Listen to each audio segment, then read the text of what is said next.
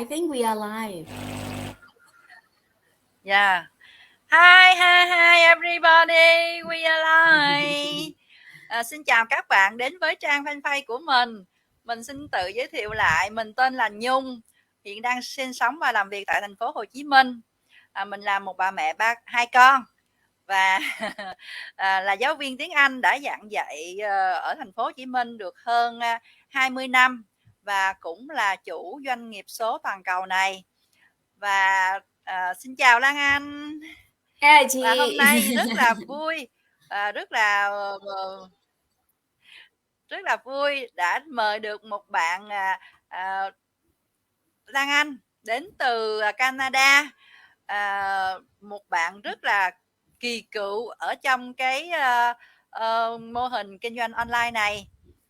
Bạn Lan Anh đã làm được hơn 3 năm và mọi người trong cộng đồng rất là ngưỡng mộ bạn ấy, và bạn ấy rất là inspire me. Và Vâng ạ. xin chào Lan Anh, cảm ơn Lan Anh đã nhận lời mời đến Dạ. với trang fanpage của mình để chia sẻ về công việc kinh doanh hai chị em mình đang làm. Vâng ạ. Và cái công việc kinh doanh chuyển đổi số toàn cầu này, và em đã tham gia được 3 năm. Vậy trước tiên xin mời em giới thiệu về cái background của mình và cái cách đây 3 năm điều gì mà khiến em đã hành động cho mình một cái công việc như vậy và kéo dài tới bây giờ 3 năm là em đã thành công. Dạ vâng, em cảm ơn chị Nhung rất là nhiều đã mời em cái buổi ngày hôm nay và chia sẻ câu chuyện của mình. À, thì thật ra là lúc đầu, trước khi mà 3 năm trước đây, khi mà bắt đầu cái business này, thì em cũng không mường tượng được là mình sẽ có cái kết quả viên mãn như bây giờ. Nói chung là em nhìn mọi người trong community thì em nghĩ là chắc là mình cũng làm được thôi, nhưng mà để nói là để mình làm được mà tốt như bây giờ ấy ạ, thì em thật sự là em cũng không nghĩ đến. Khi mà bước vào business thì hồi đó là em còn đang ở Hà Nội, Việt Nam. Sau khi tốt nghiệp đại học ngoại thương xong thì em ở Việt Nam 11 năm. Sau đó là cùng với chồng, xong 11 năm đấy thì hai vợ chồng có mở một trung tâm tiếng Anh nhỏ nhỏ thôi, bởi vì nhà em là người Canada. Thì cứ dạy học suốt thôi chị biết nghề dạy học rồi đây. Cứ dạy trái giờ này, dạy buổi tối rồi dạy cuối tuần này, nên cái lịch làm việc của hai vợ chồng nhà em nó buồn cười kinh khủng khiếp. Người ta đi học, người ta đi thì mình đi làm, còn người ta về nhà ăn cơm chơi với con thì mình lại đi ra đường đi làm đó, nên là lịch làm việc rất là buồn cười. Nhà em thì lại rất là thích cái việc là ăn cơm cùng với con, nên buổi tối thì là gần như là không ăn cơm rồi. 8 giờ em dậy xong cái lớp của em thì 10 giờ nhà em mới dậy xong lớp của anh ý, thế là em sẽ về trước để cho con ngủ, kiểu kiểu như vậy. Và nói chung là buổi sáng ngày ra là cái bữa ăn mà duy nhất cả nhà gặp nhau. Mà vì là thức khuya ấy chị, dạy học thì mình sẽ phải tỉnh táo để mà dạy, thế nên là thức khuya thì sáng như là một zombie luôn ý, cứ vừa nhắm mắt vừa mở, xong rồi lại làm thức ăn cho con rồi cho đi học rồi xuống xe bus. Mọi chuyện nó cứ diễn ra như vậy, bởi vì đấy là cái nghề mình chọn và thật sự là mình rất là yêu thích cái nghề đó. Thì bọn em cũng không tìm lối đi khác, bởi vì là vẫn nghĩ là đấy là nghề mình chọn mà mình phải làm chứ. Mà nhìn thấy học viên yêu thích mình thì mình cũng thích mà. Đấy, thì mọi thứ nó vẫn qua đi. Thì sau đó thì trong cái quá trình mà em làm trung tâm tiếng Anh traditional thì thực ra là trong đầu hai vợ chồng nghĩ là một cái năm nào đó trong tương lai thì là mình sẽ quay về Canada. Vì bố mẹ chồng em cũng lớn tuổi rồi, chứ không biết là năm nào. Hai vợ chồng thì bắt tay vào là số hóa các cái khoa học tiếng Anh của mình để đưa lên mạng, để ý là kiểu cũng theo đuổi cái ước mơ là làm thế nào vừa ngủ vừa có tiền đấy chị. Đấy, thì cũng đem các khóa học của mình số hóa, xong rồi tạo ra, xong rồi định là để bán lại nhiều lần để có một cái nguồn thu nhập thụ động ấy chị. lúc ngủ thì mọi người vẫn đang mua khóa học, vẫn đang học, và vẫn đang những kiểu xài cái sản phẩm của mình để mà, thế nhưng mà khó lắm chị ạ. Trời ơi, bọn em làm cái dự án đấy mấy tháng trời, cứ lên cái phần kỹ thuật bắt đầu lại khục khạc cãi nhau, buồn cười lắm. Thế là sau một hồi bảo thôi không làm nữa. Bỏ cuộc xong rồi lại về dạy các lớp bình thường, lại cứ tiếp tục tập trung vào đấy thôi. Thế xong rồi đến năm 2019 thì nhà em quyết định là về Canada. Thì lúc đấy bắt đầu em mới mới cuống cuồng lên, xong rồi tìm xem là để mình sẽ làm cái gì. Em thì bằng cấp của Canada thì không có. Lúc đấy là nghĩ là bắt đầu làm lại từ đầu đấy. Hồi đấy là có 3 bạn thôi, hiện nay là em đang có 4 bạn. Thì đến trong cái thời gian Covid là em giỏi quá trời, 4 bạn luôn. Nhìn nữa đây chị. Đấy, cái bạn mà bé bé đấy. Thì thời gian Covid thì em sinh thêm bạn đấy, còn hồi ở Việt Nam mà trước khi qua ca là em mới có 3 bạn thôi. Thì hai cái bạn đầu là đi học rồi, còn cái bạn thứ ba đấy là hồi đấy mới 9 tháng. Thì cứ tính qua tính lại một hồi. Thì nhà em bảo là thôi em ở nhà đi. Tại vì thật ra bây giờ em đi làm mà được 1.500 2.000 thì cái tiền đấy cũng quay trở lại trả tiền childcare cho Ava mà thôi, mà không ai chừng ngồi ở nhà chờ con, không ai đón con các thứ, anh thì đi làm rồi. Thì em cũng trong lòng em cũng lo lắng, bởi vì trước em làm trung tâm tiếng Anh ấy là chỉ có một nguồn thu thôi chị, hai vợ chồng em là tập trung hết vào trung tâm đấy, nên là trung tâm mà năm nào mà làm ăn thất bát ấy hoặc là gì đấy là mình cũng không có tiền đâu chị. Đấy, thế thì em cũng đã không muốn như thế rồi, em đã không muốn là một gia đình mà chỉ có một nguồn thu thôi. Thì em mà mình phải làm cái gì đấy. Nói chung là lúc đấy đầu em kiểu đứng trước bao nhiêu cái sự lựa chọn khác nhau, là về về nước này, chuyển sang một đất nước mới, rồi bây giờ mình sẽ làm gì đây, rồi bắt đầu lại từ đầu. Rồi mình sẽ làm cái gì, đầu tư nhiều vào business thì mình không có tiền, này nọ kia, nói chung là rất là nhiều câu hỏi luôn. Thế là em search điên cuồng, thì em search ra cái hệ thống này. Đó, cũng là hệ thống này thì cũng là từ một cái chị mà làm cũng là giáo viên chị ạ. Đấy, chị dạy ở một trường bên Canada, và chị cũng làm. Hai anh chị thì rất là bình thường, không có phải là người nổi tiếng gì cả, nhưng mà lại làm được business này nên em rất tò mò. Xong em vào em xem. Đấy, thế xong rồi em thuê 149 đô, xong rồi em vào trong community em xem. Thì em check out tất cả mọi thứ. Sau đó là một tuần sau là em thuyết phục chồng em, thế là một tuần sau nữa là em ký hợp đồng và start up business của mình luôn. Đấy, thế là ở đến tận bây giờ đấy chị, nên là nó cứ như một cái duyên số gì đấy ấy, thật.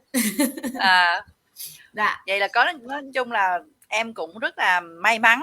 Mọi người bây giờ mới làm thì mới nói là trời, mức ước gì thì mình đã gặp cái bit này sớm hơn. Đúng rồi ạ. Ngày xưa thì em làm sớm thế rồi mà em vẫn còn ước là em làm sớm hơn nữa. Ngày xưa chị cũng có cái trung tâm ngoại ngữ ở bên Dĩ An, Bình Dương. Đó, cứ đi là đi tối con cũng vậy.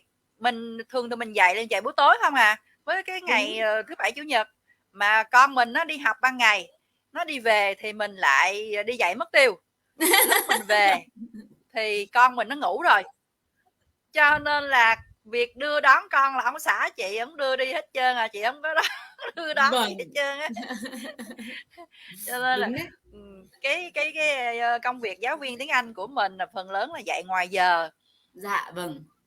Và nói chung là chị đã mở trung tâm ngoại ngữ 6 năm thì cái thu nhập nói chung là cũng chỉ là tương đối thôi, chứ còn mà mình phải góm ghém, dư giả thì cũng không có dư giả. Rồi tới tháng cũng rất là lo là phải chia như thế nào, là trả tiền cho lương giáo viên, rồi lương nhân viên, rồi tiền này tiền kia nhiều lắm. Dạ vâng, chi phí tức là tùm lum hết. Nên là trong quá trình nghỉ dịch á thì chị cũng trung tâm lúc đó là trung tâm đã đóng cửa rồi đó. Chị dạy online thì trong quá trình dạy online thì chị cũng thấy cái đang suy nghĩ trong đầu là mình sẽ kiếm cái công việc gì làm thêm, chứ Dạ. còn mà dạy online không thì cũng là lẹt đẹt, mình cũng phải Vâng. kiếm thêm thu nhập nào đó. Thì thấy được cái quảng cáo của một cái bạn ở trên YouTube và mình đã cũng join vào, mình cũng không hỏi gì nhiều đâu, mình thấy mình join vào rồi mình thấy nếu mà và còn cái này nữa là khi mới thấy cái quảng cáo đó lần đầu tiên á, thì em có cái nghi ngờ gì không? Em có bị skeptical gì không? Không chị ạ. Ai cũng rất nhiều người hỏi em câu này rồi, nhưng mà em khá là may mắn thì như em chia sẻ với chị lúc trước ấy, là lúc trước là em có thiết lập cái hệ thống online, khóa học tự động đấy chị. Thì đấy đấy chính là nhờ cái kinh nghiệm của setup cái hệ thống đó mà em đã biết đến hệ thống phễu, và hệ thống setup hệ thống tự động email campaign, rồi thiết kế hình phễu để design các cái trải nghiệm của khách hàng. Nên cái việc mà để lại email này rồi xem webinar ấy, nó rất là bình thường đối với em ạ. Và cái việc là mình vào check community á, nó cũng rất là bình thường với em, vì bản thân là khi mà các bạn học viên, em đã áp dụng cái đấy cho doanh nghiệp của mình rồi. Nghĩa là khi các bạn học viên đăng ký để lại email này thì được được em gửi các thông tin về trung tâm, có nghĩa là họ đến trung tâm em là họ đã biết hết tất cả những cái gì về hai vợ chồng em rồi. Thì em đã áp dụng cái đấy vào rồi, nên em không còn không thật ra trong lòng không có cái nghi ngại gì, chỉ có điều là em nhìn lại xem là đây là một cái community toàn cầu, mình thì chỉ là một cô gái bé tí đến từ Việt Nam, mà lúc vào thì mọi người là trời ơi đủ màu sắc trên toàn thế giới, mà comment xong rồi chào chúc mừng mình. Thôi em bảo wow, không hiểu là mình có làm được không đây. Đấy, chứ em lại không là bị nghi ngờ gì về cái bước kia, bởi vì em biết là để mà có một cái hệ thống hiệu quả là mình phải làm các cái bước như vậy. Đó, thì cái việc mà đặt cọc cái buổi học đầu tiên á, cho trung tâm em để mà học thử á, là em cũng đã làm rồi. Thế nên là em không có một cái nhìn cái là em biết nó thông minh ngay. Đấy. Chứ là em không có nghi ngờ gì cả. Vâng ạ. Còn chị thì cái trung tâm ngoại ngữ của chị thì chỉ mở một cái website thôi, mà mở Dạ. một cái website nhưng mà cũng không có thời gian mà để mà up bài lên nữa. Vâng. Cứ dạy thay dạy thế rồi từ hết giờ. Đúng đấy chị, đấy chính Dạy là dạy thay dạy thế.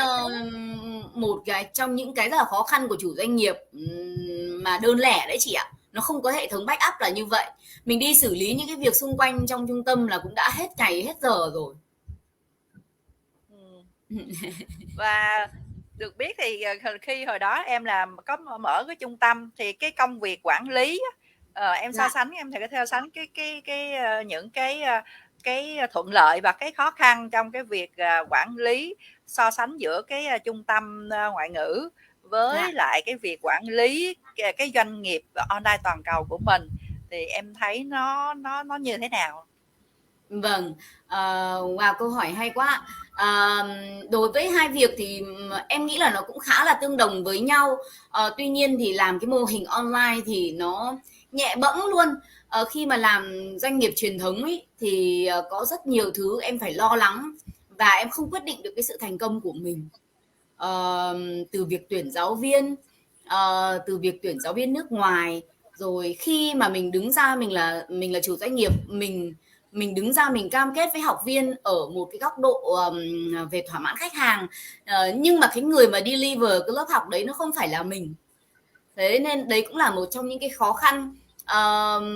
Và khi mà mình scale up doanh nghiệp lên ý, thì cũng là một khó khăn nữa, bởi vì là khi mà một đồng chi phí marketing chị bỏ ra cho một trung tâm á, thì nó rất là cao, bởi vì lúc đó là chị sẽ phải quảng cáo được cho quá 5 đến 7 km là không ai đến trung tâm em học rồi.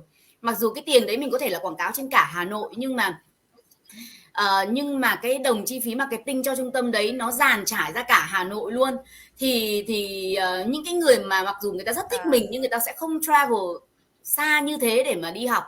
Thì đấy là một trong những cái điểm rất là bất lợi. Thành công thì mình không tự quyết được, bởi vì là mình không phải là người đứng lớp.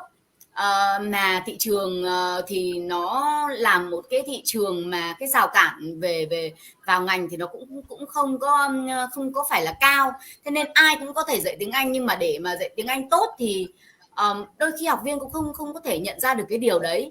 Và về cái quản lý nó rất là dở ở cái chỗ là literally là mình phải ở lớp học thì mình mới có thể là kiếm ra tiền, chứ nó không có thể là scale up như cái mô hình online là em ngồi tại Canada mà em scale up doanh nghiệp của mình trên toàn thế giới luôn.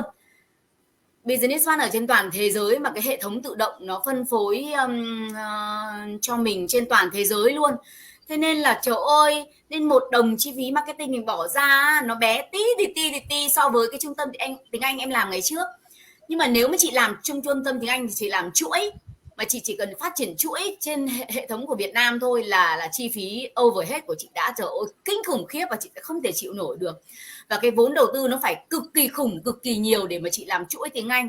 Mỗi một trung tâm bỏ ra ít nhất phải 1 tỷ, mà có phải ai có 1 tỷ đâu chị, rồi mày còn nhân rộng cái trung tâm lên. Thế thì cái cơ hội mà để làm chủ của một cái người nó rất là khó. Mà khi mà chị nhân lên rồi thì còn quản lý, và khi mà chị scale up lên như vậy thì quản lý. Nhưng mà trời ơi, cái mô hình này có một em là duy nhất trong doanh nghiệp của em thôi chị ạ. Đó, mà cái thời gian mà để mà có thể generate income, có thể tạo ra được cái thu nhập income trong cái business này, đối với cái business trước chắc em phải làm gấp 3-4 lần thời gian như vậy. Bởi vì bình thường là em phải làm đến 12-15 tiếng đối với cái business trước, về nhà rồi đã hết việc đâu. Quản lý nhân viên, quản lý tất cả những cái việc liên quan đến trung tâm, bởi vì mình không làm thì mình không lo thì không thể được chị ạ. Nó chính là cái Đúng đứa rồi. con tinh thần của mình về nhà rồi mình vẫn chưa an tâm đó. Nhưng mà đối với cái business này thì không, tất cả những cái thời gian của business này nó fit in cái lịch của em đó. Và đến một cái level như thời điểm hiện tại rồi thì em có quyền quyết định là sau khi mình đã xây một cái kênh và một cái hệ thống vững chãi rồi thì em có quyền quyết định là mình làm cái gì mình thích đó. Mình quyết định partner với những người nào, và mình quyết định là mình sẽ làm gì với business của mình. Có nghĩa là mình chính là quyết định thành công cái thành bại của business của mình. Còn đối với những cái mô hình trước ấy, thì có quá nhiều cái factor, có quá nhiều các yếu tố khác liên quan ấy chị, nên nó rất là khó. Khi mà mình có nhiều học viên một chút thì mình vừa mừng được một chút thì mình đã lo là bây giờ lo giáo viên như thế nào, lo training cho người ta để cho người ta deliver đúng những cái message mà mình đưa ra. Không có học viên thì mình không thể sa thải mấy cái giáo viên đấy được. Ôi nói chung là đau đầu lắm chị ạ. Đó. Chị cũng làm trung tâm cũng 6 năm đó. Dạ. Thì cũng trời, cũng đau đầu cũng Vâng. rồi hoặc là giáo viên nghỉ rồi mình tưởng là mở trung tâm lên thì chắc là mình sẽ nhẹ nhàng, mình không phải đi dạy nữa, Dạ. mình chỉ quản lý thôi. Mà còn trời ơi, vừa quản lý mà còn vừa phải dạy thêm lớp nữa. Nhiều khi giáo viên họ tại vì ngoài giờ mà thì họ muốn nghỉ thì họ nghỉ. Họ nghỉ thì mình phải dạy Đúng ạ. thế. Đâu có bỏ lớp được. Trời Đúng ơi, nó chị. cũng rất là nhiều việc. Mà Dạ. rồi còn giấy tờ, sổ sách tùm lum tùm la hết. Rồi bữa nay sở kiểm tra, mai chỗ này kiểm tra, mốt chỗ kia kiểm tra. Ôi đúng rồi đấy, đấy nữa chị. Nhiều lắm luôn. Mà nhìn thì nhìn vào thì tưởng là không có gì, nhưng mà phải vào sáng tay lên làm thì mới biết được. Đấy, thế nên là đấy chính là lý do vì sao mà em lại nói là em may mắn đấy chị, bởi vì vào cái là em nhìn thấy hệ thống là em biết liền nó thông minh à, em biết là mình sẽ scale up được. Nhưng mà để scale up được đến cái mức độ mà có được một cái nguồn income ổn định như bây giờ thì em lại không nghĩ đến, bởi vì em không nghĩ là Trời ơi, rất là ngưỡng mộ, phải nói là dạ. cái income của em một tháng là chị tính ra cái trung tâm của chị 1 tháng đó. Em cảm ơn chị. Dạ. Trời ơi, chị ngồi chị nói trời ơi, cái trung tâm của mình mở 6 năm mà chưa được bằng cái của em có 1 tháng à. Trời ơi, sao mà nó tuyệt vời. Rồi với lại mình lúc mà chị vô thì chị thấy cộng đồng đông như vậy, nếu mà skeptical á thì lừa được 1-2 người thôi chứ đâu có lừa được tới mấy trăm ngàn người. Dạ, phải không? dạ, đúng chị Đó, ạ. cho nên Vâng, là chị cũng định về quê mở trung tâm. Theo cái mấy tháng năm ngoái là chị nói để hết dịch đó, thì chị dạ, cũng định về quê là mở cái trung tâm. dạ, Nghĩ mở trung tâm cái phải xây dựng cơ sở vật chất nè, rồi đúng ạ. lại phải xin phép lại nè, rồi bắt đầu đăng ký thu học viên. Ôi sao nhiều việc quá. Chị thấy Dạ, nó không còn tinh gọn nhẹ nữa ấy chị. Nó một cái mô hình mà nó phải tinh gọn nhẹ và nó phải giải quyết được cái vấn đề của chủ doanh nghiệp. Thì đấy, mô rồi hình truyền thống là chị như vậy thấy chị. cái mô hình này, xong cái thôi không có ý định mở trung tâm nữa, chỉ dạy Dạ, ở nhà thôi. Dạy ở nhà, vâng, với lại sức khỏe của mình bây giờ mình lớn tuổi rồi đó, cũng sắp về vâng. hưu rồi. Sức khỏe không còn Ôi, nó như tuyệt ngày vời xưa đấy là. chị ạ. Có 3 thứ mà một doanh nhân nào cũng cần, đấy là invest vào bản thân, là đầu tư vào bản thân mình, đầu tư cho sức khỏe của mình, và có một cái hệ thống tự động online. Thì đó là 3 cái investment mà giờ gần như là nó là on top của tất cả các shop ở trên mạng đấy, là đó. Thì nó combine trong cả cái business của mình luôn chị ạ. Học vào đây và học phát À, triển bản thân.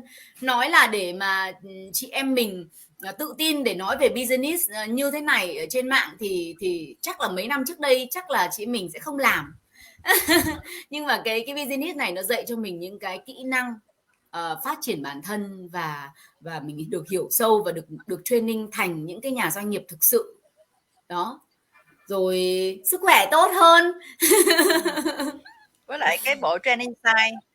Vâng, Bây giờ mà trời ơi, bây giờ chị dạy mấy đứa con nít thôi mệt quá, dạy được một hai tiếng thôi, còn dạy mà ngày xưa làm chị dạy tới hả, một ngày 4 5 tiếng, 4 5 lớp là mình là con nít không mà trời ơi, dạy xong là mệt luôn á. Rồi dạy con nít không là ôi, mệt luôn. Dạy con nít thì với lại dạy con nít nó mới bền, còn dạy mà trung tâm mình mà người lớn á thì không có bền. Dạy được họ học được độ tại vì họ cũng bận rộn á, vâng, học được một khóa 3 tháng hoặc 6 tháng là họ nghỉ rồi. vâng. Đó, cứ hello xong cứ bye, hello xong cứ cho Dạ nên vâng, là đúng, dạy con nít thì là các em nó học được từ lớp 1 tới lớp 12 luôn. Đó, nhưng mà trời ơi, dạy xong là mệt luôn á, la hét rồi á, đứa này nó đúng chọc rồi ghẹo, đứa chị. kia chọc ghẹo. Dạ Cái vâng, chị yêu nhỉ. lớn tuổi rồi, lại thấy vậy lớn tuổi rồi, Dạ thôi vâng. dẹp không mở trung tâm nữa, thôi quay về làm business này đi, tới đâu tới. Và vô đây công nhận học học hỏi được nhiều. Các em trẻ phải nói là giỏi, tuyệt vời luôn, mấy em giỏi quá. Mà Dạ vâng. Mình mình học mà lẫn mở nhau trung chị tâm ạ. một mình. Mình học lẫn nhau đấy. Thật ra là em học được ở chị và các bạn rất là nhiều. Ở trong nhóm mình thì còn nhiều người nhỏ tuổi hơn, nhưng mà còn lại có những anh chị khác, nên là em thấy hệ thống này đúng là nhân văn và văn minh thật, bởi vì là nó dành cho tất cả mọi người, những người mà thực sự khao khát thay đổi và phát triển bản thân, mong muốn làm cái gì đó cho riêng mình, thì nó dành cho tất cả mọi người đó. Nhưng mà không phải ai cũng làm được, bởi vì đã run business là mình phải có một cái ý chí, là mình phải phải chịu học những cái mới, chứ không thể nào mà muốn chuyển sang nghề giáo viên dạy mà lại không chịu học một cái kiến thức mới gì cả, cứ đò vào dạy luôn thì em nghĩ là sẽ khó đấy ạ. À, trong trong quá trình làm bếp này em có lúc đầu là làm bếp nó có trở ngại gì không, có bị ngăn cản gì không?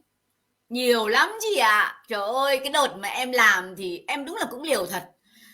Chả biết cái gì, online cũng không biết, kỹ thuật thì cũng không biết. Lúc đầu khi mà em nhìn thấy cái chị giáo viên đấy làm, hai vợ chồng chị lành lắm, thì em bảo là mình cũng làm. Nói chung là tính em là như vậy, tính em là cứ thấy có một cái hệ thống mới gì đấy là bắt đầu là nhòm ngó vào, và rất là so excited. Thế xong rồi em nghiên cứu được khoảng một tuần thì vài ngày là em đã mong nói với nhà em lắm rồi, nhưng mà em cứ từ từ bình tĩnh để nghiên cứu ra, xong rồi để mình còn thuyết trình cho nó bài bản. Ôi rồi em vừa trình bày xong cái ôi, bị từ chối luôn, slap luôn vào mặt. Là em không làm được đâu, trời ơi, em biết cái gì về về về kỹ thuật mà em làm ngày trước, làm rồi thất bại này nọ kia, rồi buồn cười lắm. Thế xong lúc đấy tự nhiên em lại nhìn lại và không biết là mình có làm được không nhở, có nghĩa là bị người khác nói xong bắt đầu là mới lười, mình lại chất vấn mình ấy, rồi lúc đấy chồng chất, khó khăn chồng chất luôn, bởi vì sang một cái địa điểm mới này, rồi là nhưng mà em cứ làm thôi. Chồng em thì không đồng ý, nhưng mà tính em là em quyết làm cái gì thì em làm. Về sau này thì chồng em bảo là thật ra cứ phản đối như thế để xem là em phản ứng như thế nào, chứ em làm gì thì cũng kệ à, đấy kiểu vậy. Xong rồi em cứ làm thì chồng em đồng ý, nhưng mà với một cái thái độ là rồi cũng bỏ sớm như các business khác thôi mà. Kiểu như thế ấy chị. Đấy, thế nên là đấy là khó khăn cái từ đầu nhá. Thì lúc đấy em rất là excited vào trong community rồi em cũng kiểu hừng hực khí thế luôn. Nhưng mà em bắt đầu vào làm thì bắt đầu là lúc đấy uh, những cái người thân quen trong gia đình ấy bắt đầu không hiểu là mình làm cái gì, và và nghĩ rằng là cũng nghĩ giống chồng em là mới sang Canada làm gì có mối quan hệ, làm business là phải có mối quan hệ rồi này nọ kia, chứ thay không mà bắt giặc như thế thì làm sao mà làm được, rồi không ai tin cả. Bạn thân cũng không tin, nói chung là mọi người cũng không tin, gia đình cũng không tin, thế em cứ làm thôi. Thôi để mẹ nói chuyện một tẹo xong rồi mẹ lên nhá. Ok, trời ơi chị bác cho chị 1 phút ạ. Chị đi lên trên kia nhá, xong rồi mẹ em vừa lên chào bác một tẹo không? Đi lên đi nhá. Sorry chị. Đấy nó cứ như vậy ấy. Hôm nay nó ốm mà tẹo nó ở nhà. Thế Không là sao em business này bé hay mà. thật chị. Dạ. Dạ. Rồi, mình thì cũng còn vài phút nữa là mình hết 30 phút cái chương trình này, thì còn vài Dạ. phút nữa là cho chị hỏi một cái câu cuối cùng là em có lời nhắn nhủ gì cho cái audience trên cái trang của chị không? Thật ra nhắn nhủ thì nhiều lắm ạ, nhưng mà em nghĩ là mọi người trước đây em làm á, thì cái hồi đó ấy, mới Covid mà, thế nên mọi người vẫn nghĩ là online là một cái gì đó rất là viển vông. Nhưng mà bây giờ thì nó không thế nữa, nó là một cái thực tế rồi ấy. Thì đây là một cái thời điểm tốt nhất để mà mình có thể là tham khảo những cái mô hình kinh doanh 4.0, rồi những cái mô hình kinh doanh ở trên mạng. Cái việc đầu tiên là hãy nhìn vào những cái người mà bạn partner, và để tìm hiểu sâu hơn về họ, và tìm hiểu cái cơ hội kinh doanh này, nhỡ đâu nó lại là một cái cơ hội mà thay đổi cả cuộc sống của gia đình bạn thì sao. Và cái bước tiếp theo là mình cần phải vào bên trong để tìm hiểu sâu về mô hình hơn, pay 149 đô và vào bên trong tìm hiểu. Khi mà bạn vào bên trong rồi bạn sẽ có các cái thông tin layout hết đầy đủ, và lúc đấy thì bạn có thể có một quyết định cho mình, đấy là mình có làm cái hệ thống này hay không. Còn nếu không làm thì it's fine, bạn chẳng mất cái gì cả, bạn refund 149 đô ra và bạn move on với cuộc sống của mình thôi. Nhưng nếu bạn không check it out thì bạn sẽ luôn luôn nghĩ là liệu mình có làm được cái hệ thống đấy không, mà liệu là cái hệ thống đấy nó như thế nào. Thì em nghĩ nó là một cái cơ hội rất là tuyệt vời để mình học hỏi những cái kiến thức mới, để xem là những cái mô hình ở ngoài kia nó làm như thế nào. Nếu giả sử em không có làm cái mô hình hệ thống khóa học tiếng Anh của em online thì đến bây giờ em không có một cái gì để mà so sánh giữa hai hệ thống. Thì đó, em nghĩ là mọi thứ nó trên thế giới này nó đều connected với nhau. Việc mà các bạn ở đây và đang nghe hai chị em mình nói này không phải vô duyên vô cớ mà chúng ta lại gặp nhau. Đấy, thế nên là cứ cho mình một cơ hội tìm hiểu. Bạn đang ở đây nghe video clip này nghĩa là bạn đang mong muốn thay đổi một cái gì đó trong cuộc sống của mình rồi, thì bước tiếp là mình cứ hành động để tìm ra xem là liệu đây có phải mô hình phù hợp hay không. Đấy chính là lời khuyên của em chị ạ. Rồi cảm ơn em. Cảm ơn em đã nhận lời mời của chị trong Dạ. vòng 30 phút. Và các bạn đang theo dõi cái trang của mình, muốn tìm hiểu về cái mô hình này thì các bạn đăng ký theo cái website ở trên màn hình của mình là www.nhunghhappywisdom.com. Mình đăng ký theo địa chỉ email đó là mình sẽ được nhận được một cái link để xem webinar 90 phút. Và sau 90 phút thì chúng ta có một hành động kế tiếp nữa là chúng ta đóng 149 đô để vào bên trong nữa để xem. Chứ còn mà giờ có hỏi nữa mà không có vào bên trong xem mà hỏi nữa là trả lời cũng không hiểu. Vâng. Trả lời cũng không hiểu, nên là Dạ. nên vào trong xem, rồi không được thì mình ra thôi, không có sao cả. Vâng. Và trước kết thúc cái buổi go live này thì chị cũng xin gửi lời chúc đến sức khỏe đến em và các cháu gia đình nhà em ở bên Canada, và gửi lời chào đến các bạn follower, và chúc các bạn vui khỏe và hạnh phúc và bình an với cái công việc mình đã chọn. Rồi xin chào Lan Anh. Chào mọi Chào các người. bạn. Good night Việt Nam. Yeah.